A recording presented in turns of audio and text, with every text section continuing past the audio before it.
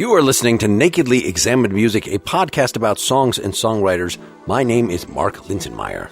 My guest for episode 109 is Guy Sigsworth, best known as a producer and co-writer, working with folks like Alanis Morissette, Alison Moyet, and Björk, among many others. You're right now hearing his first big hit, a co-write, the single Crazy from Seal's first album, Seal, 1991. He has finally, in 2019, released his first full solo album, Stet. We're going to be talking about the tracks from that Mano no Aware and Dorian, featuring Enel Sebastian. Then we're going to look back to a track he wrote with Björk called Unravel from Homogenic, 1997, and conclude by listening to Let Go by Frou Frou, which is a duo featuring him and Imogen Heap from their Details album from 2002.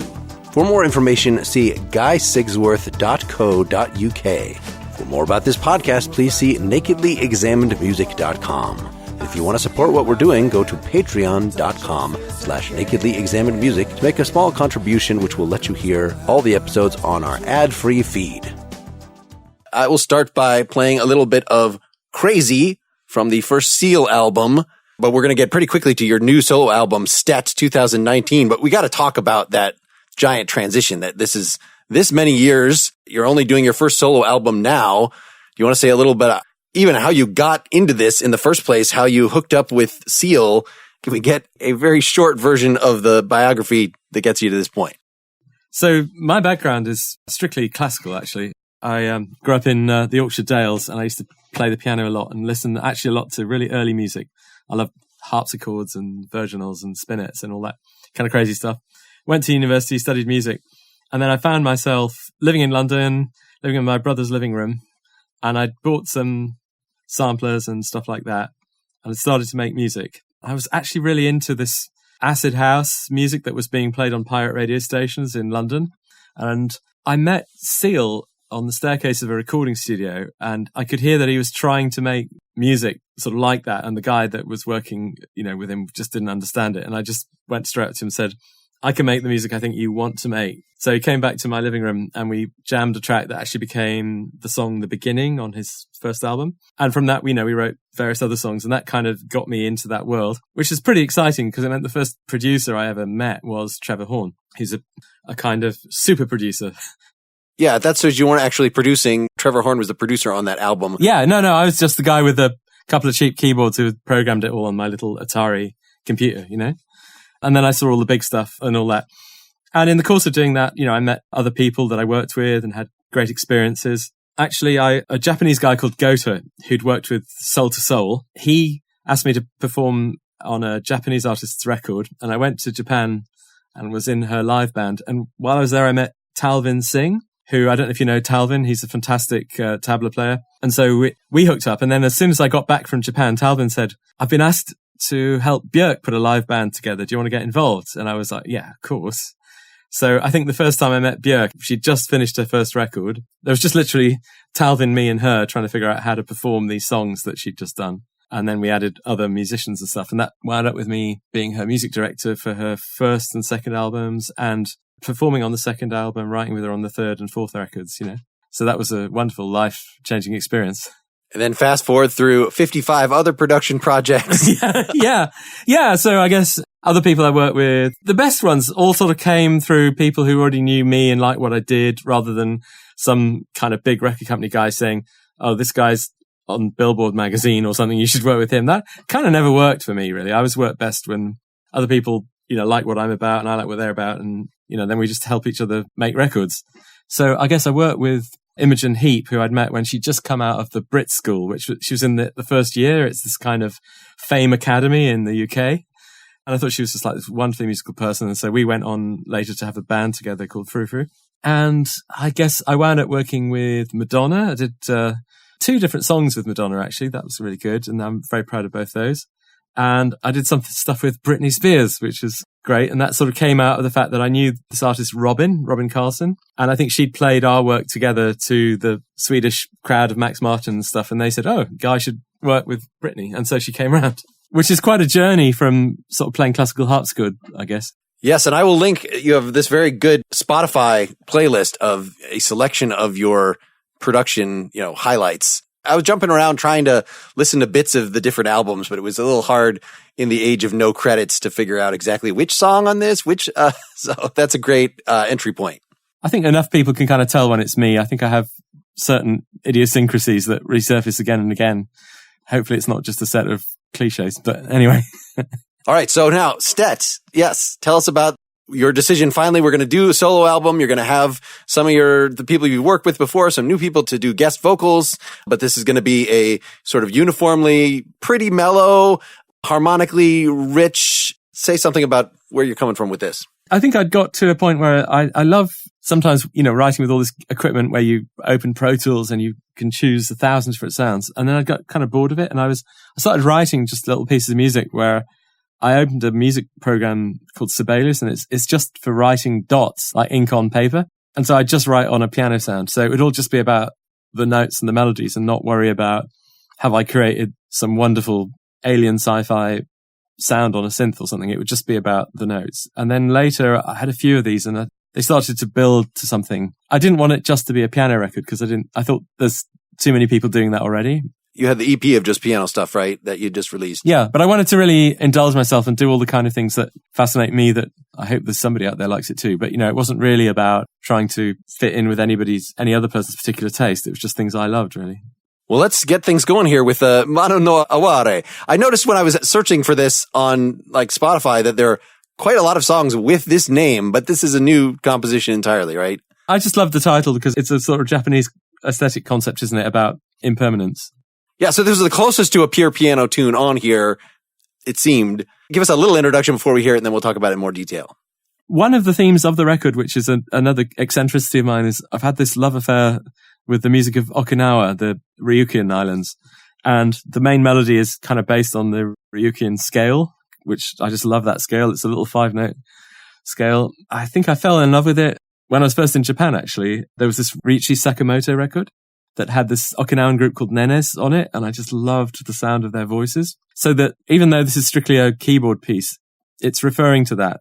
It's kind of almost like the tune is like a duel between that melody and a different melody. And then at the end, the first melody comes back, but I do this trick where I gradually delete notes from it progressively till it's like somebody erasing it from their writing with an eraser.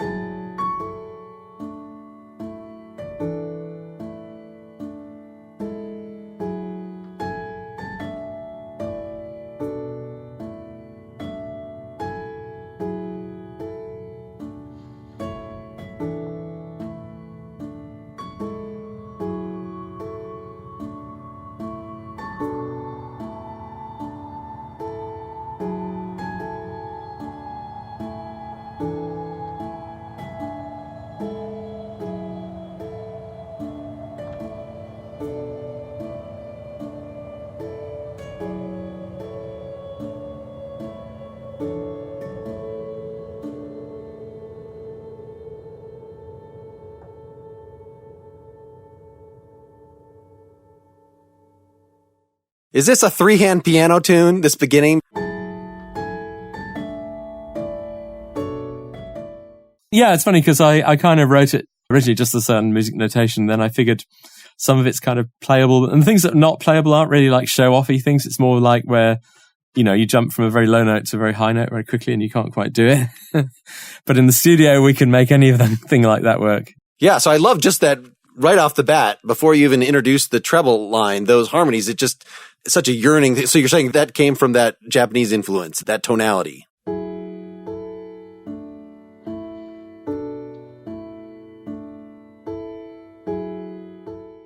Yeah, I mean, I think the melody is Okinawa, and then I suppose what I did was try and come up with interesting counter melodies to it that almost slightly fight it or resist it, but they also like prepare a space for it. So you're considering the melody here when the actual treble part comes in. Yeah, that's right. Yeah, da da dum. That's the kind of melody as I hear it. And is what I'm calling the left hand part, but is it really thicker than that? Yeah. Do you actually play that throughout, or do you do it once and copy it and quantize it, or you're saying you actually did this just music notation software, so that's why it's so exact? I start off like that, and then some of it gets played in, some of it, I just do whatever works, to be honest, in the studio. By the end of it, I don't even remember myself quite how I put it together. Yeah, I mean, it's just so precise that it makes it mesmerizing. It's sort of casting a spell to get things going. I also noticed that it's not sterile. There are these little noises, this like, that makes it sound like it's an environment. Like, what is going on there exactly? Weirdly, for somebody who spends a lot of time in recording studios, I love things that sound like they're not in a recording studio. This was just you, like, turning on a mic in the room as you were doing some of it? Yeah, anything like that. And even adding extra sounds after I've done it, because I really like those sounds of place, things that give you a sense of the place that's not that of an acoustically treated perfect. Yeah, I wasn't sure whether it was random or, I felt like there were these recurring places where the background noise got a little louder, and that might have been a riff or something that, you had recorded as percussion and then turned down almost subaudible, or was left over from a headphone bleed from a previous track. Like, actually, I think what happened was that some of it was there, and then I think later in the track, as I was sort of mixing it, I decided to make it something that I consciously manipulated, I think.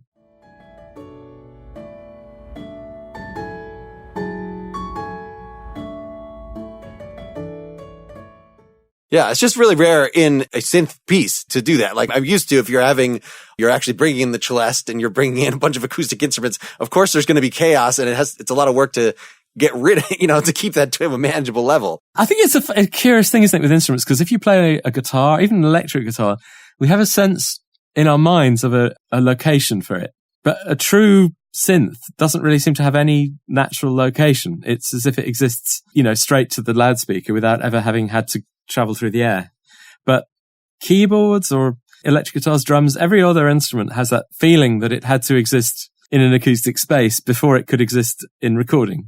So I have this 80s synth that you probably can't. I have a Casio CZ5000 behind me, which has a terrible noise floor to it, like this digital, like, because it's from 1987 or something. So, right. But that doesn't quite. I get rid of that. I add a noise remover to that. I don't like it in a room. I think all those little extraneous noises often have a strange mystery to them, don't they? They have a charm. Sure. Let me jump to the about 39 seconds in where the second sort of theme comes in.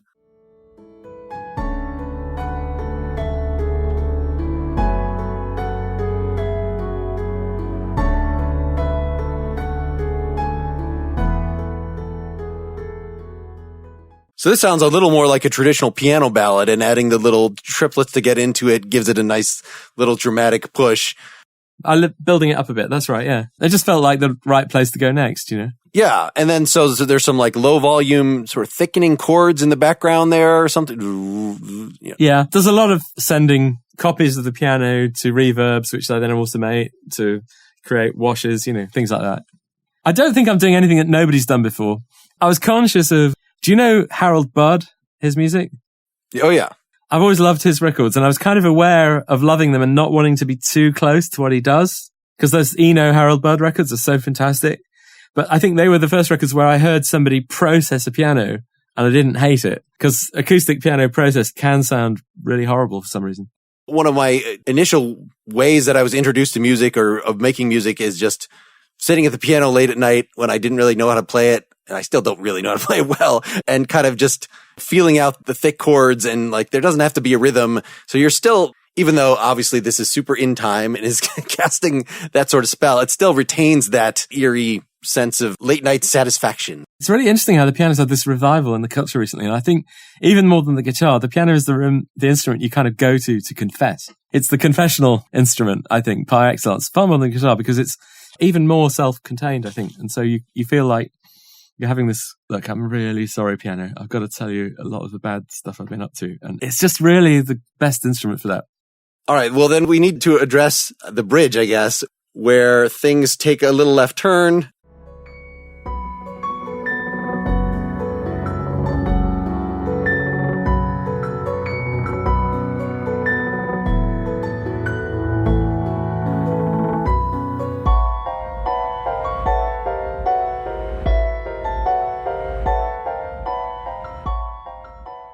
Yeah, so it's interesting enough to just introduce these extra textures that you could not play on a piano.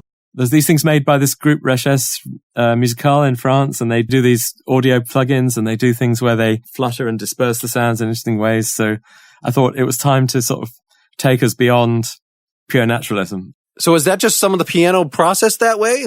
Yeah. Oh, okay. So it's not like, I need a synth to add over this. Let me go pull from my giant bank of sound that's actually growing organically with a plug-in out of the original sound. The only sounds that I add that are not strictly pianistic in origin, I have like one patch I just use on the synth that's just pure white noise, and I let it kind of create like air sound. And then I have a very low sub bass that I sometimes add so that you can play this track in a club and it'll still work. Okay, but then it's not just effects. It's the real left turn that, like, yeah. You know, you could have let that bridge part with the new, like, that could have gone on for another 30 seconds easily and still been interesting. But no, like, let's just punch it. I don't like this one. What's going on narratively? You're saying there's two melodies is this where they're actually having the fight? What's going on here? I guess this is where the second melody starts to go a bit strange on you, doesn't it? The melody continues, but then the accompaniment goes really wild. And I found one of these Messiaen scales that I realized it kind of included all the notes of the melody, but it has lots of other strange notes. And I thought, okay, let's go with this and see what happens. Because I've always loved that. And I think one thing I really wanted to do on this record was to show that I'm not scared of occasionally quite dissonant chords, you know, and there's ways to do it, which I don't think are stab horror, Bernard Herrmann shower sequence. You know, there are ways that you can do these slightly more discordant harmonies in a way that's intriguing rather than terrifying. Yes, I'm thinking of, do you know, Art Bears, the Henry Cow spin-off band, where Fred Frith did all these thick piano stuff? I don't know those. I mean, I know the Fred Frith solo guitar music and really, really like it. He's one of those artists I would love to explore more. So I'll take up your recommendation. It's one of those, like, they didn't get the memo that prog rock was stopping in 76 or, you know, or was turning into arena rock and just kept going. That's even better, isn't it?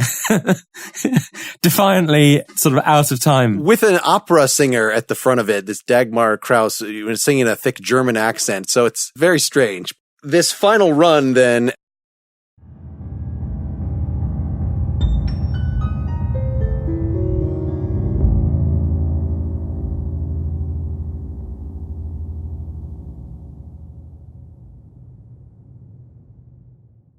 So that's that scale you were talking about? Or? Yeah, at the very end, I think it's actually just a chromatic scale, like dispersed across octaves. There's kind of a bit of a 12-note thing going on as well. Just for all those pop fans who are expecting the Britney cover, you know. It's great that you're up for all this. I think it's fantastic, actually. Well, it's theatrical in the way, you know, I'm thinking Fantasia or something like that. If you're presenting dramatic classical gestures to a pop audience, like, they should get this. You know? Yeah, to me, it doesn't startle me at all. But maybe some people, if they're only used to C major, may struggle. I don't know. I mean, when you're in production environments, do you come up with sometimes background textures that the artist or the co-producer or something can we thin those chords out a little bit? Yeah, you can have that. Yeah. I mean, it's actually quite interesting because I think I'm pretty good at, within a song context, let's say, coming up with chord voicings that are just slightly unusual within a traditional context. So you're still within one diatonic scale or whatever, but there's always a way of voicing a chord that isn't just equivalent of E chord on guitar, you know? There are ways to get around that. Then let's look to this last section where I'm sure this is just another plugin. I had written that a bouzouki comes in over the piano. In other words, a little tremolo, but it's not a bouzouki.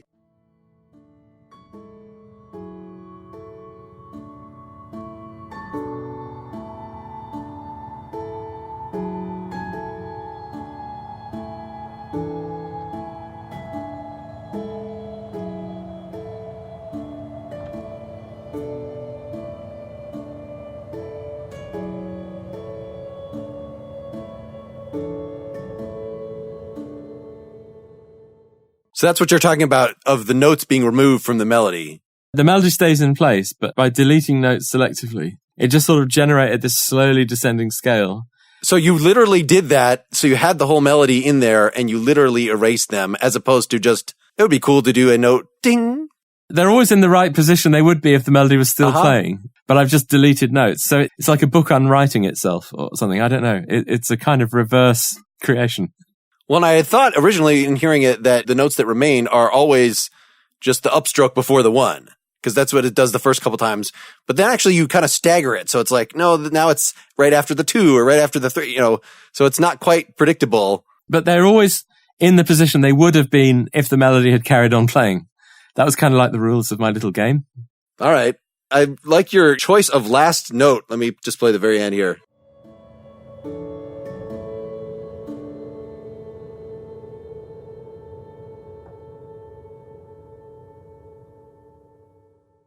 So it's not even going to resolve. It's not going to dun, dun. Like, it's not even going to get to the end of the phrase. Just leave it there. Resolution is really hard in music. I find like the perfect cadence of a kind of Mozart period, I just can't write it. I just can't do it. Well, if you'd stopped there and then added a do. You know it, exactly.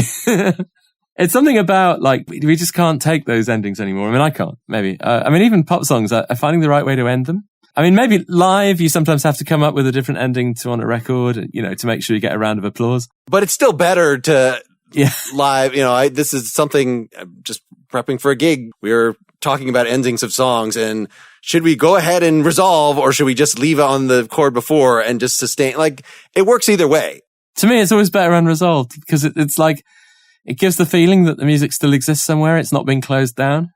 Let's stop for a minute and talk about our sponsor, Masterclass. Masterclass lets you learn from the best with exclusive access to online classes taught by masters of their craft. From Judy Blume to Bob Woodward to Aaron Sorkin, Malcolm Gladwell, Helen Mirren, Serena Williams, Ron Howard, Martin Scorsese, the list goes on. With 60 different instructors across tons of categories, there's literally something for everyone. Within the music category, I was super excited to see this new addition, Danny Elfman teaching music for film. In another world where he was merely the lead singer of Oingo Boingo, maybe he could be on this podcast, but instead he went on to be one of our most successful, most pervasive, most memorable film scorers, period. And it turns out it's also fun to hear him talk about his craft. I was particularly interested in his lecture on instrumentation choices, which is not just a lecture, it's him showing off his giant collection of tuned percussion and him jamming on it exactly as he does to come up with some of the central ideas for his scores. So watching him play a 5-octave marimba is worth the price of admission by itself. And as always, each lecture comes with a downloadable PDF. In this case, there's a list of Danny Elfman approved sample libraries, which just then sent me down a rabbit hole of checking all these things out on YouTube.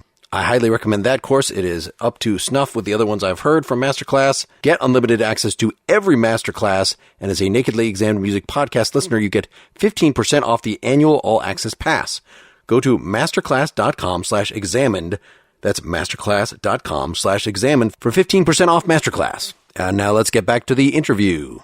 Well, let's throw another one out for consideration here. Several of the songs on there you can just name after modes.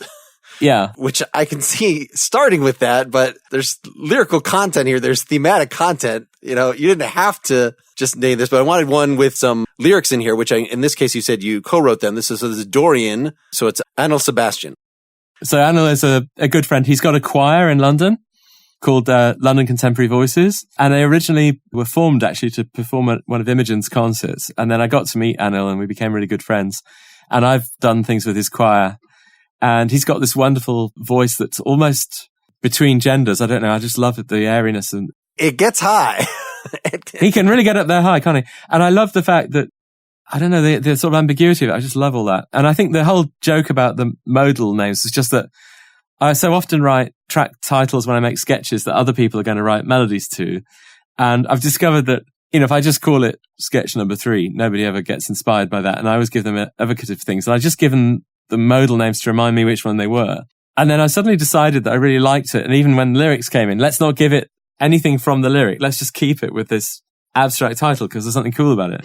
I can't promise to keep doing it because I'm not going to write a song called Mixolydian and Locrian and all the rest of it because it'll just, that's too much of a formula, I think. Well, it would force you to write in those modes. Do you have some modes that Dorian is minor 3rd, minor 7th, like... The 6th is sharp. That's it, isn't it? Oh, okay. That's what makes it Dorian. Yeah. Sure. I always love Dorian. Let's play it. Let's give folks an idea of what that is. Oh, and it's in 7/4 time, too. Yeah, why not?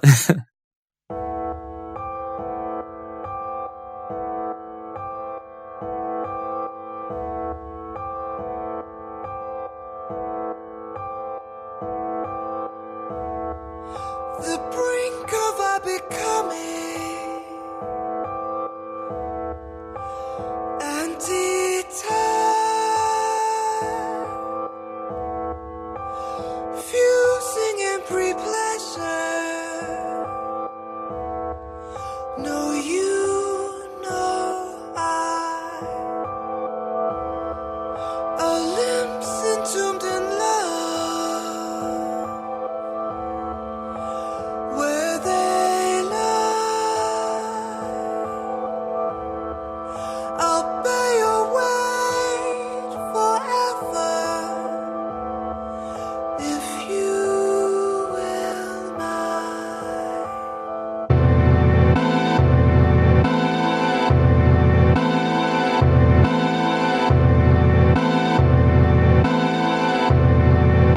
Stay inside. Don't move. Stay inside. Come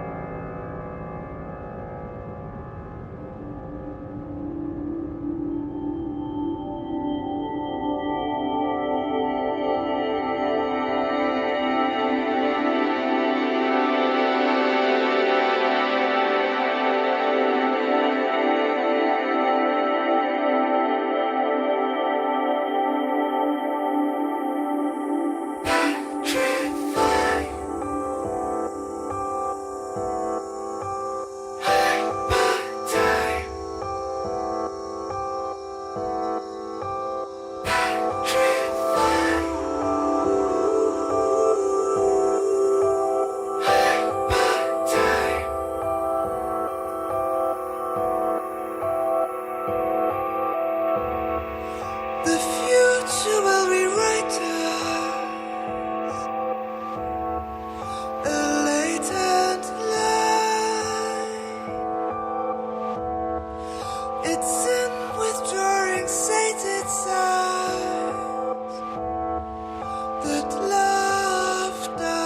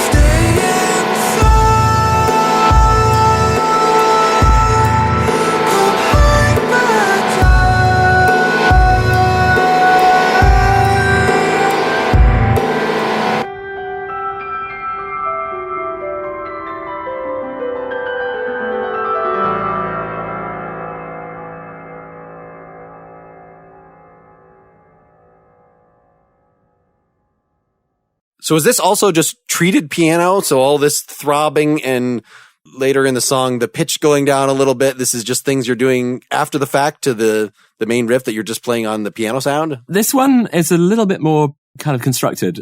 What I did do is there's a virtual piano instrument called Pianotech. And what I like about Pianotech is because it's physically modeled, you can do impossible things to it. So you can live make it appear as if the soundboard is getting larger or smaller. You can literally pull a fader and do crazy changes that are physically impossible on any piano. Once I decided to put the piano notes onto that, I just couldn't resist seeing what it could do and then figured out, I know, let's give it a pitch waiver, let's give it these other things. It's just how I amuse myself, I guess. Was the initial inspiration here this sort of breathing in, breathing out 7/4 riff?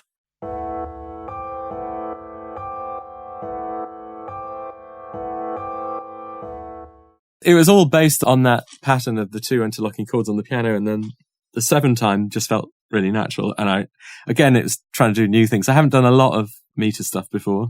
I'm not somebody who's, really used to doing that, but it was quite fun, and it just stopped me falling into familiar shapes, And odd times always work if they're potentially danceable. And if you sped this up, do da do da do da do da do da do, like, which Latin groove is that? You see, I love Take 5. I love Dave Brubeck. So I'm totally a fan, right? I mean, not some of the math rock stuff that's really complicated, on Meshuggah. I even love Meshuggah, actually, when they're doing, things. But the funny thing with Meshuggah is they make it sound like they're in an odd time signature when they're actually in 4/4. Right, just playing off the beat or... It just takes 32 bars to resolve, Okay. Yeah, as long as it comes around eventually. Well... Eventually, yeah, Before the end of the universe, we will get there, So, yeah, tell me had you written the melody before Anil came in?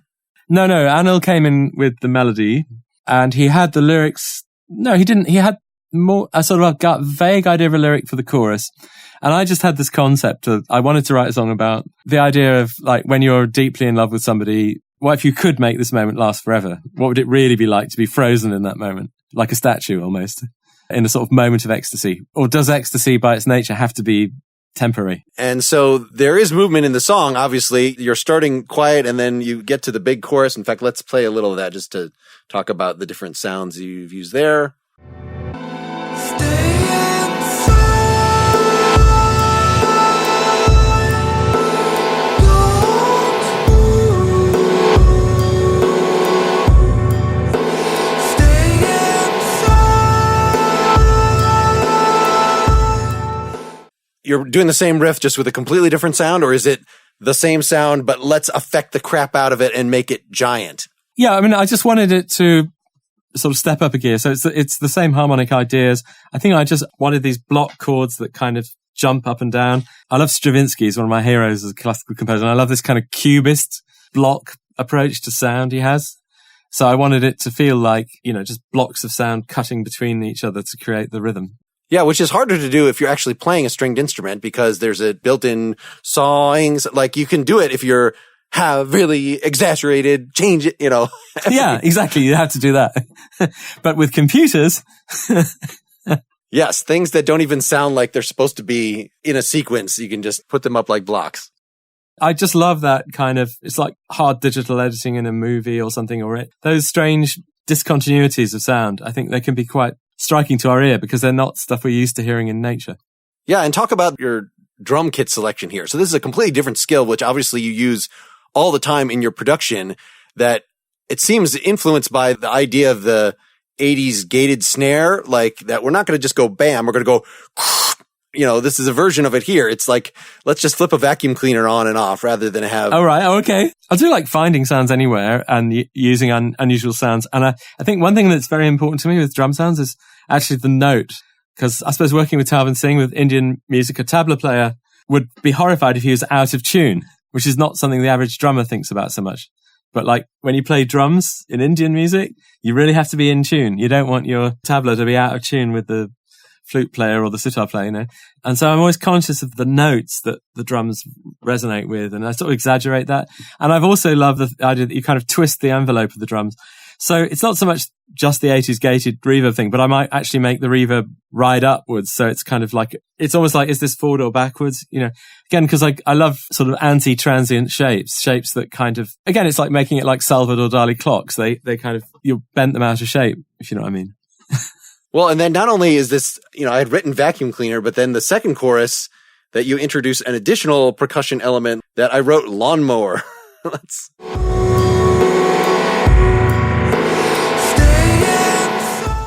Like, is that even being one of the drums, or that's being a presence that is entering the room to, like your white noise thing that you mentioned earlier, just to add some thickness?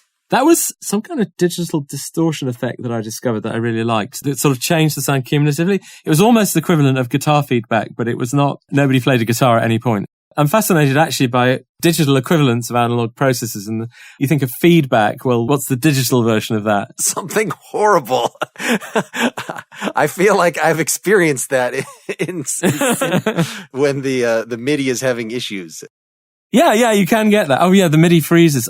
There's so many times when those have happened, and I just wish I could have recorded that moment. Well, even the particular program or my digital interface now, I'll be editing and suddenly it'll just go, you know, it's just stop it and start it again. It's fine. I think because I kind of started making music when digital stuff was already part of the scene. So I'm not an analog nostalgic kind of person. Even though you played Celeste and things, okay, but not analog synth. You're just analog instruments. Yeah. But so like, for instance, I owned a sampler before I owned a synth. I enjoyed making noises with my sampler. I'd always think of weird things. Like I had this thing where I had these two samplers. They were made by Akai, and I had one routed back into the other digitally. So I could make a sound in one, resample it, put it back into the other one and create, that's digital feedback, isn't it? And I'd be doing that. And I suddenly had the idea, what if the sound that goes in the other one is just digital silence, but I can add 50 dB. There's a button that says add, and you can go up to 50 dB. So I kept adding 50 dB to silence. And then weirdly, these ghostly kind of quantum sounds started coming into the sampler that were like ghostly. They were like, you know, bad MP3s when the sound goes really kind of spectral. I just loved it. And I've always loved those strange, mysterious things that we do with digital. I was hugely influenced by, I don't know if you've ever heard of a German artist. It goes by the name of Oval, Marcus Popp. No. He made these records in the 90s. Basically how he made music was he recorded it onto a CD. Then he took like a Stanley knife to the CD and deliberately cut the CD and put it back in the CD player so it would jitter and skip. He was using the kind of digital malfunction creatively. And it created this kind of skittish music that my friend John Hassel, he called it perforated music. And I found that concept really inspiring. And though I haven't directly used the CD trick, that idea of the perforations in the sound, I found really fascinating. Well, so you perforate the song itself. We'll get to the vocals here, but I just want to, there's a few more structural things in here. So about 137, we have another, like in the last song, a piano just clattering to the ground here.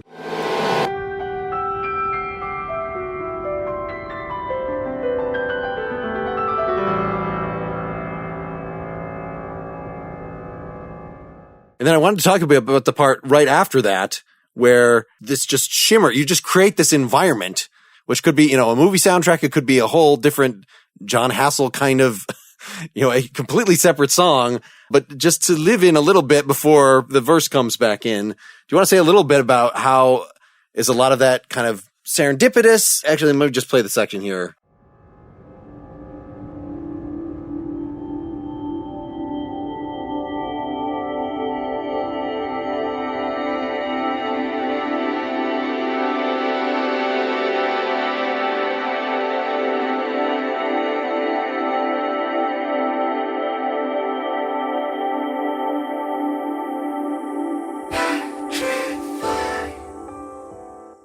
Again, it goes back to these plugins I love by the GRM people. If you've heard of Pierre Schaeffer, the guy who invented musique concrète, these French guys are like the descendants of Pierre Schaeffer, and they have this effect.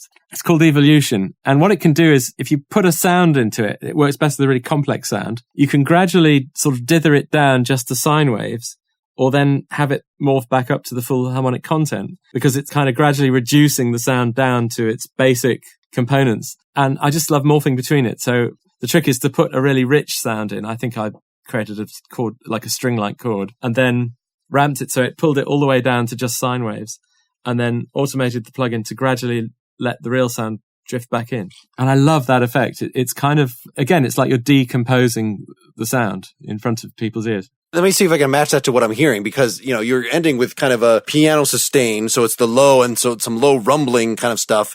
And then this mid-range synth is coming in, and then is gradually morphing to what is sounding more trebly. Maybe it's actually not even different. Yeah. So basically the real sound that you would hear if that effect wasn't on it would just be a broad, rich, thick string type of sound. What it's doing is it's morphing.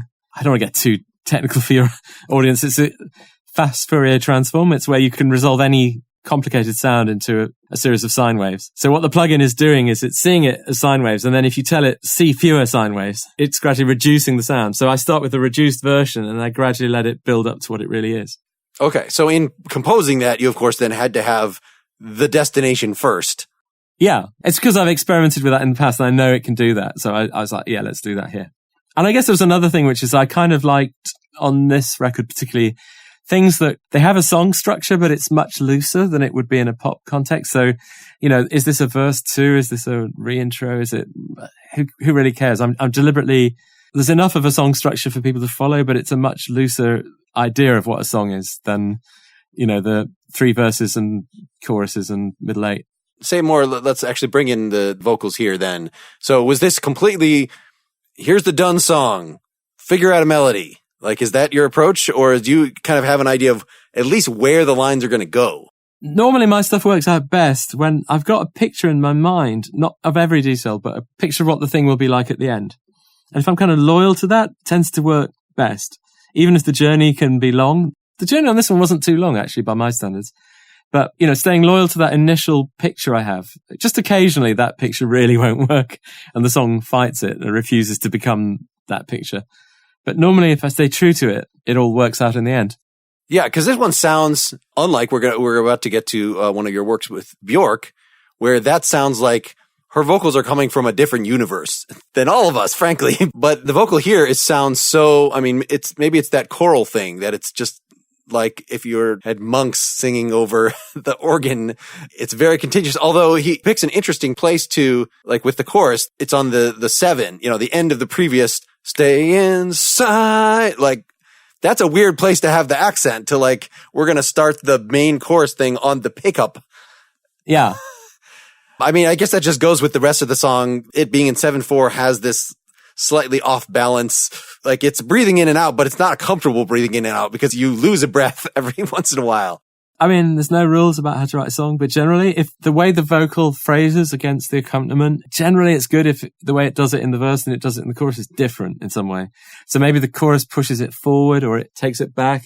Whereas if it kind of continues the phrasing of the verse, it'll just never quite renew the music enough. So I can't remember quite the process, but I think it always felt right that the vocal should kind of take the lead into the chorus.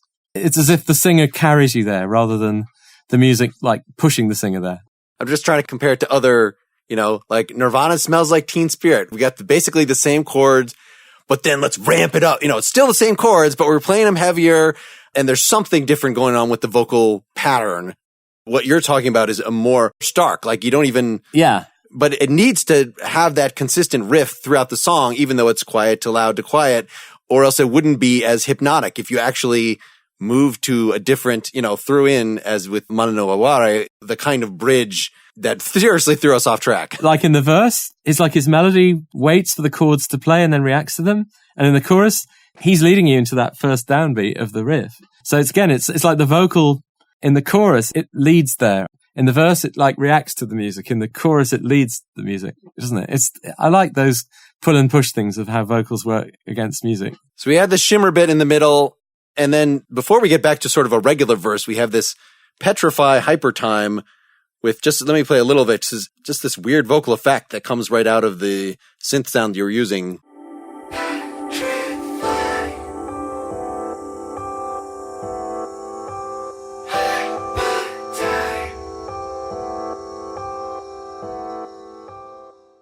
The oohs are also singing, or this is a synth thing going on? The oohs are things he sung, but then I also put them into another of my favorite Earcam plugins and time stretched them crazy, like so that they're 3,000 times longer and then rode them up behind him, you know? So again, playing with time and again, freezing time. I mean, even in the chorus, you're using a plugin to give him like a lower octave. Yeah, he sung the high one, but not the low one. Yeah, the low one is a robot, if you like. Yeah. And then in this part, like, it's just obvious, like you're doing some kind of robot harmonies. Yeah, we created the harmonies. Actually, we worked quite hard together on making sure we liked it because I'm aware that a lot of people have now put their fingerprint on that, including, of course, my dear friend Imogen Heap. And I said, I don't want it to sound like we just heard hide and seek or I'll get in real trouble. So it was kind of like we came up with our own recipe of using a few formant shifters and other things. So we got something. I think he sung every note of the harmony.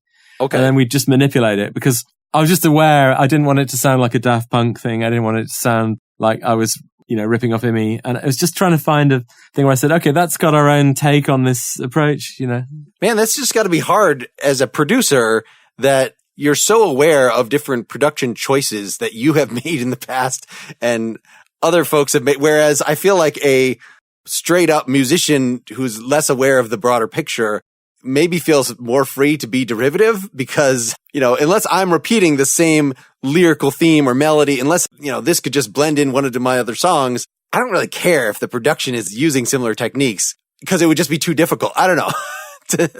I mean, of course, yeah. I mean, you're right. Another singer even using Imi's gear won't sound like Imi. So there's that. I know, maybe we fuss over it too much. I have seen a kind of paralysis come into productions where we're all kind of so worried about, do we sound like X? Do we sound like Y? And I think especially a singer will always sound like themselves, whatever they do. I guess sometimes, like I told you, I had a Harold Budd thing with this record, which I'm sure nobody else even would consider it. But I just thought, I know I love those records, but I kind of want to be somewhat influenced by them, but not do anything that sounds too directly like what Eno and Harold Budd would have done back then. I mean, do they have any like song records? It's like Eno's music for airports, the kind of just floaty, this could go on and for an indefinite period. It sounds much less structured than this. Yeah. I think those like Harold Budd improvising at the piano and Eno manipulating it. That's basically what they are. But I love some of the Eno manipulations. I would get close to it, but then I'd go, I don't want to get too close to it, maybe that I'm the only person who was ever worried about that. Well, even just the idea of like a lot of those times when I hear really innovative instrumentalists doing their prog jazz thing or whatever, I'm like, get that person to produce a record, get that guy in on a Peter Gabriel record or something, to tie it into an actual song, not because there's anything wrong with free floating, cool musical atmospheres. That's wonderful and a great way, to just be completely unlimited in the way you can experiment with structure and things. But it's ultimately not the kind of thing that is, sticks in my head, like even apart from commercial considerations. Growing up, I loved Joni Mitchell records and I loved all these great musicians who played on her records, but I realized that if I listened to their records without her in charge, I didn't like it as much. There's something about how she had figured out what these musicians are good at and she created songs which allowed them to flourish in a way that served the song. It's quite genius. Jaco Pastorius' best bass playing is on her records.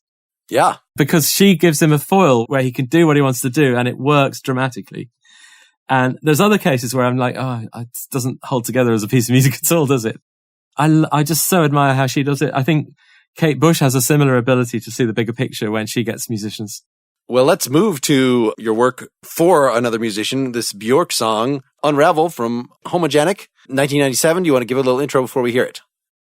I wrote this song with Björk for that record, and actually, this is probably one of the most easy things I've ever done because we were going to hook up and work on something. She was in Spain. I'd been over there to play on some of the other songs, and I was producing another band, and every night I had to take my music from their studio, set it up at home, work on headphones, prepare or something. And the track as you hear it is everything in the music is exactly as I played it to her. And then she had a listen, had a think, went for a walk, picked up the microphone, which is one of those handheld mics, and she just did two vocals, a lead and a backing vocal. And they were the first two things she ever sung. And then we just looked at each other and said, why don't we just keep those? Because normally when you're writing a song, you can't use the first take because you change your mind or change the lyrics, change the key, change something. And even though she could have sung it again, we're just like, this is such a rare thing. And it's probably the only time I've done that. It's literally take one. And I love it.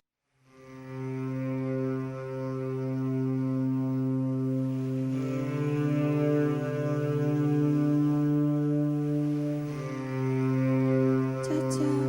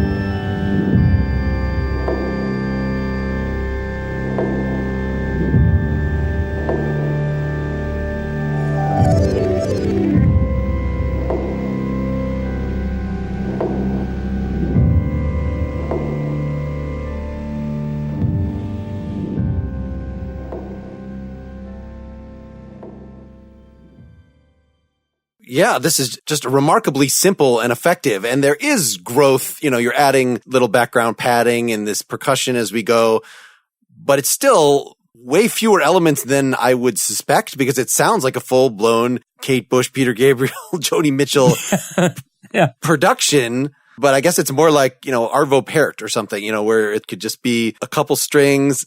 I think I just had one overall idea when I started trying to create something like that, which is I wanted music that sounded too slow, which might sound weird, but like I was around that time in London, actually, we were hearing a lot of drum and bass. And you know, the point about drum and bass is it sounds too fast. It's not just, it sounds a tempo, but because they would take the drums and speed them up and you'd hear that they were tuned up and that sound of music that sounds artificially accelerated. And I thought, well, what would be the reverse of that? If it sounds like it's intentionally been pulling back, like a weight is pulling it back. So it was all just about, when I first started sketching out the idea, I'd go, it's still not slow enough. And I'd say, how much slower can I get it? And I think on the clock, I got it down to 52 beats per minute, and I could probably have gone even slower. And then I think Björk got that feeling as well, because you can feel that there's a kind of pull and push, because it's like, if we slow this any more, it will literally disintegrate. So is this a woodwind sample or something that you're starting with? It's something like that, but playing chords on a keyboard. I love when you sample something and you play it on a keyboard, and you do get the fact that the higher and lower notes have different. It's not smooth like a properly multi-sampled instrument, you know, because it's the same sample played up 2 octaves or down an octave. So you get that sheer fun of buying your first sampler, and I still love that effect. Well, yeah, just like every note has this, like, that is probably slower than it was recorded, and it has that same kind of box effect that you were talking about in terms of like, this is not how you would slur on the actual instrument. I love those kind of, for want of a better word, like asthmatic kind of sounds. I love breathy trumpet players and breathy instruments generally, where you can hear a lot of air in them. So that's John Hassel's trumpet playing is like that, or Chet Baker, or any of those kind of jazz musicians. And when you think that jazz instruments started out in military bands, and somehow the great players like Miles or whatever, they completely lost that sort of military element in the sound. They gave it this other sound that's got nothing to do with that. Whereas classical trumpet, often still you can hear its origins in fanfares and bugle calls. I don't hear that at all in Miles or Chet Baker. They've made this very intimate instrument. And then you have to counter this slowed down thing, this periodic like, where'd this sound come from? I just created it on my keyboard by playing something very fast and then reversing it in the sampler. So it's kind of an obvious trick, right? But again, it was probably to have something very fast against something very slow. And I thought that way it would even more exaggerate how slow the other stuff was. Have people resampled that bit from you or anything? Like, I've probably done it myself a few other times, but I had this keyboard back then. It was a JD800. I'm pretty sure I did it on that. And I even created the drums on that, because it's sometimes fun to create drum sounds on a synth rather than... Yeah, I want to ask you about that when that starts, because it's this weird tom for a snare and this kind of undersea kick drum, just really obviously these are not real drums.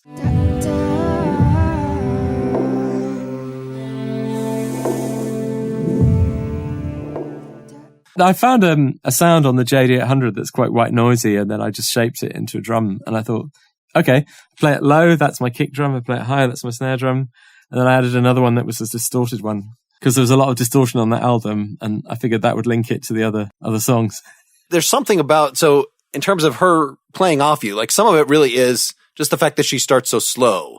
Like it obviously fits, but then this kind of sub-audible, even just at the very beginning, this da-da-da-da, what are you saying? What is that supposed to be on there? Yeah, it's like a mic check, isn't it? It's like, is this on? I know, I love it. Yeah. It's one of the things that just makes her like, I'm not sure where she's come. Like the fact that you said it's a background vocal. Well, it's actually just a completely distinct melody that is overlapping it, that you kind of, until I actually saw the lyric, downloaded the lyrics, I'm like, I did not know really what this was about, or it was hard to disentangle. I mean, that's just, she presents herself as enigmatic in this way. I don't know if this is intentional or this is just, I read somewhere just when I was researching this that a lot of what is distinctive about her vocal pattern is, that's how, Icelandic choral vocal tradition involves conventions that are not the same as those in the pop world. And so she's kind of drawing on that as part of what's giving her interesting approach to pitch. I think she's always had this sort of bravery. I mean, I've been, MD for loads of gigs and I've been really close to her, and it's gorgeous to work with her. I think she's very brave in her choice of intervals. And if I play, a root and a fifth, she's not going to just sing the root. She's going to sing the seventh, the ninth, something interesting and unusual. And there'll be a friction. And it's that friction that immediately gets you excited. And I think that friction between what she sings and what's in the track is always delicious. In contrast to like Anil, who is becoming part of the synth landscape, that the choral stuff is so perfect. She juts out from the music a lot more, yeah. Yeah, it's more punk. I mean, and this whole first take thing, like I actually thought of the Pixies, when the Pixies have background vocal, like, no, it's just two people singing at the same time. It's probably not very well planned out. It's just, yeah. But it's really, really cool. And then, throwing in the slidey things. Can you say a little about, so it seems like maybe the last part of this to be added was like, how can we make this grow as we go? So introducing the organ sound that eventually at the end of the song, is that the progression that like, well, we've got this basic structure, but we need some. I had that already programmed, but I think I've nudged it around once I knew where she was singing, but it was already written. It was just finding the right spot to introduce it. Okay. You're right about it sort of grows by adding layers subtly, not a lot. So you can feel that it's filling up as it goes along. Yeah. Well, and that it ends with this organ. I wrote like a funeral march sort of thing.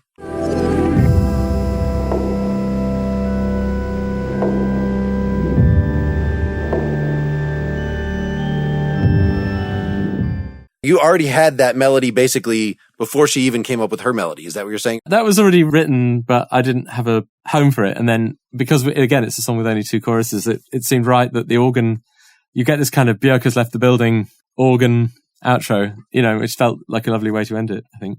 I didn't catch on this. So I know like on the previous song, when you get to the last verse, like it's the piano thing comes back, but you add more sustain, more reverb. You do various things to kind of like, we're later in the song. Now it's more echoey. It's more, but it seems like with this one, the drums they're pretty consistent throughout, right? I mean, you add an extra, actually, I want to ask you about that 135 where the drums have been basically just kick and snare, and now it adds an extra thing. You are away. My heart comes undone. Slowly unravels. Dung, dung. Yeah, it's like an offbeat, distorted version of the snare. Okay, so it is the same sound, just affected? Yeah, through a guitar pedal, yeah. Just to fry it a bit. And the rest of the album, which, this is the only one I co-wrote with Björk on that album, but a big theme in that album is distorted drums. If you listen to songs like Yoga, I remember when Mark Stent was mixing the record and I'd go around to see it, and, he had the entire mixing desk wired up to all these guitar distortion boxes where, he'd be sending the bass drums, and, Björk was imagining that the kick drums would sound like an earthquake.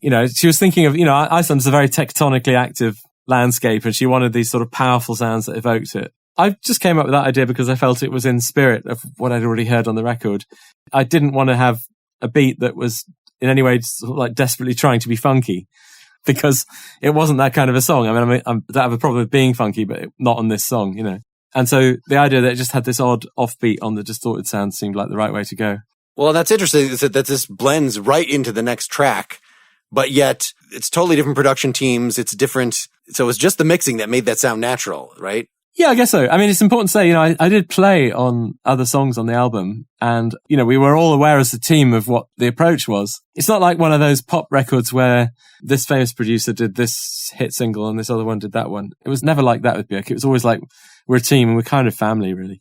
So you've had different levels of involvement. I mean, even on that Seal one that you wrote about half of them and you weren't the producer. So even on the songs that you wrote on that one or co-wrote, were a lot of the elements, the guitar chicka-chickas, like those were Trevor or somebody else adding ideas? They came from all sorts of people, and it's really difficult with that particular album because sometimes people ask me. I have to say I'm not always sure who did what. I have a good idea for a lot of it, but I can't be sure, so you might have to check with Trevor for some of those ideas. So just to then go to the other extreme, to say goodbye here, we're going to play Let Go, the single, at least the opening track from Frou Frou, the most popular song. This is actually you and Imogen Heap in a group together. So this is a sort of a half solo project. Yeah. That song, which we both love, it probably took us longer to get that song right than to compose and record the entire rest of the album. Because what happened was we originally wrote the song and got all the strings to play when it was in a different key. And then what happened was it had a different chorus. And then one day Imi just said to me, I think this chorus sucks. And I was a bit like, I don't want it to suck because then what we're going to do. And then she said, I want to play the other chorus I've got. And then when she did, I was like, yeah, it's better. But it also was obvious that it meant we had to push the whole song down a tone. And I was like, we'd already recorded a violin and a double bass and all this stuff, and we'd done all this work. I was like, okay, in that case, because back then we didn't have pitch changing devices that sounded really any good. So there's only one way to do it. We literally have to re-edit every note and manually tune them down, because then they won't sound as crappy as if I just use a bad time stretcher on them. You can't just take it as analog and just turn the knob a little bit. So that one was one of those things. So it just took a long time. And what we did do is we struggled as well, funnily enough, to get the drums right on that one. And we realized that whenever we tried to start with the drums, everything went wrong. So we made a policy decision, which is, you know what? We'll have everything on the song except drums. We won't have any drums. And then when we love everything, we'll put some drums on. And so what we did was we got the song to the point where everything you can hear was in it, but there were no drums. And then we just went out and bought a drum kit from a shop and took it back to the studio and just took it in turns, just like hit drums and sample them and put them into the song. And I think it gives it a great feel. And I think it's a good lesson for anybody else making their records is it's easy to become so obsessed with the drums that it stops actually making the song. I've learned that in later life sometimes, that it's good to sometimes say, well, okay, I'll just have these really crap drums I use as a metronome, but I know they're not the final ones, because sometimes the obsession with getting a cool drum sound can like kill all your creative time in the studio. And I think that one came out better because, the drums were literally the last element we put in. Do you end up sometimes just leaving the crap drums? Like, I actually kind of like, I have multiple songs that have an actual metronome still in them because yeah, I love metronomes sometimes. Why not? Yeah, I'm totally up for that. There's no such thing really as a good or bad drum sound. It's all about the context, isn't it? So, not every song needs John Bonham's drum sound. Sometimes you need something quite light. Sometimes you need something quite distant. There's all kinds of things that might be right depending on what the song is about. And we wanted people to hear all these beautiful strings and the clever bass stuff. And we decided, well, we probably have drums that sound quite jazzy in a way, sort of drum and bass influence, but quite light, because then they'll leave space for all this other stuff to come through. As we have these super muscular drums, they'll kind of eat all that other element in the music, Yeah. So I thoroughly enjoyed this album. And she has just a ridiculous range, I guess, like Anna. So even those really low notes, that's just still her. That's not. I still get goosebumps. There's a song on that album. It's called Good to Be in Love. And just in the middle eight, she sings a backing vocal where it's crazy high. And I remember the first day I came into the studio and she'd sung me that. I was just like, I can't believe that. That's brilliant. I'd love to have my special copy where I turn that note up 6 decibels because I just love it. So what are the other projects, just to sort of give a highlight reel in terms of this album? It's really funny because there's times when Imi did more of the music and I did more of the lyrics. It was just whatever worked. In fact, I think we both found it tiresome when Imi would be asked to explain the lyrics on a song where I'd written the lyrics, and where people would always assume, it was my drum programming when it was actually hers. And are there other of your projects that you felt like, I'm in the group here? I saw, what is it, Acacia? How do you pronounce that? Yeah, that's my old friend Alexander. I knew him back in the Seal days. Yeah, we had fun with that. I've already recorded 2 albums with Alison Moyet. I don't know how well she's known in the States. She used to be a member of Yazoo with Vince Clarke from Depeche Mode. And we're about to do one more. I've just been today preparing some musical ideas for her. And I just have a great time with her. I really enjoy making records with her. This is a deep well, and so many people, awesome people that you've worked with. Do you think, when you're thinking of melodies, and like, are there demos with you singing on them somewhere? Or do you always think in terms of a high voice? I sing to myself. I don't think the rest of the world should ever be forced to hear my singing. You have a very pleasant speaking voice. I'll say that. I've been lucky to work with awesome singers. Some of the greatest there are, right? So I really don't think I should sing. I have actually recently, my son has got me into, Hatsune Miku? No. The Vocaloid, Japanese fake singer. Okay. She's like a robot girl with green hair. But there's music software where you can make her sing. And he started to write melodies with this thing. And it's actually quite fun. And I think if I do write a melody in future and I want somebody to sing it, maybe I'll get the Hatsune Miku robot to sing it and then send it to them and they can do their take on it. Yeah. I had a friend of mine, he did it's actually because he had Lou Gehrig's disease. And so he was gradually losing his voice. And so it was like when Roger Ebert had a similar thing where it was like the fake. And so he did a whole album, this guy's name is Lee Abramson, of melodies, with this doctor supplied fake voice that he could just, assign pitches to. And do you know this Neil Young album, Trans? Yeah, do you know that album? I'm very familiar with that.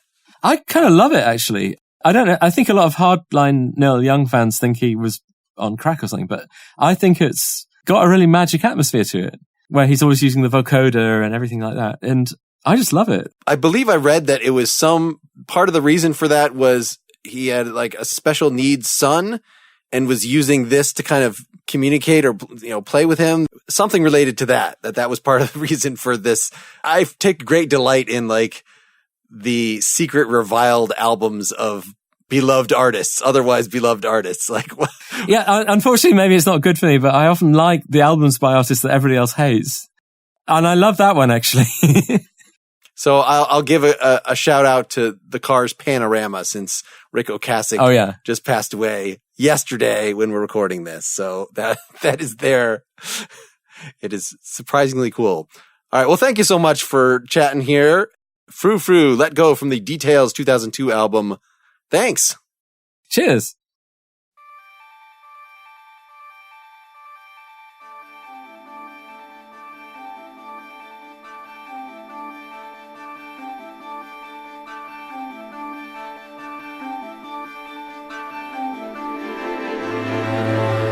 Drink up, baby, down. Are you in alright? Leave your things behind, 'cause it's all going off without Excuse me, too busy writing your tragedy. These mishaps, you bubble wrap when you've no idea what you're like. So let go, jump in. Oh well, what you waiting for? It's alright, 'cause there's beauty in the breakdown. So let go, just get in. Oh, it's so amazing here. It's alright, 'cause there's beauty in the breakdown.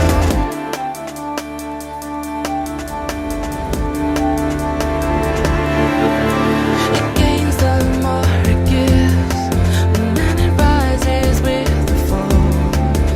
So hand me that remote. Can't you see that all that stuff's inside you?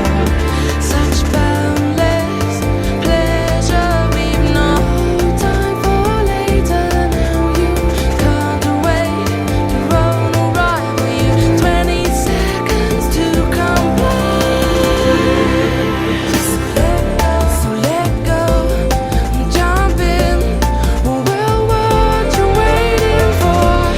It's alright, 'cause there's beauty in the breakdown. So let go, just get in.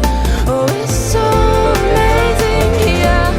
It's alright, 'cause there's beauty in the breakdown.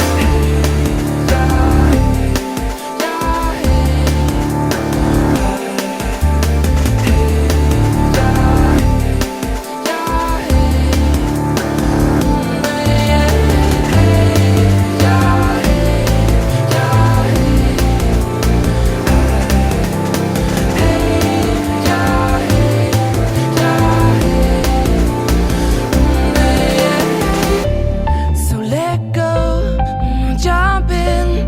Oh well, what you waiting for? It's alright, 'cause there's beauty in the breakdown. So let go, just get in. Oh, it's so amazing here. It's alright, 'cause there's beauty in the breakdown.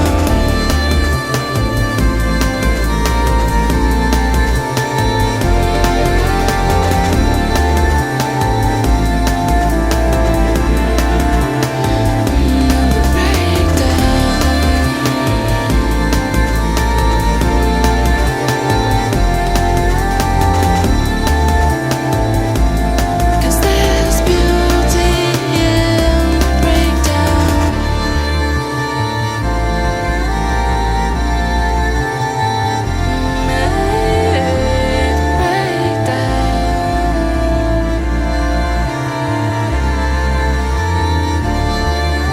So amazing here.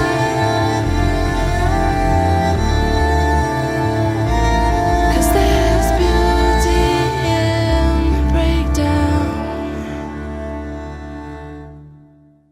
Thanks so much to Guy, and a really special thanks to him because he reached out to me. I had actually never heard his name, given that he's one of those behind-the-scenes people, and I had not gotten deeply into those particular albums that he'd worked on so much. But Guy is a listener to the show, reached out to me, said he liked it, asked if there's anything he could do, and of course, as soon as I looked into him, I pounced on that chance, and hopefully we'll get a few of the people that he's worked with over the years on the show as well.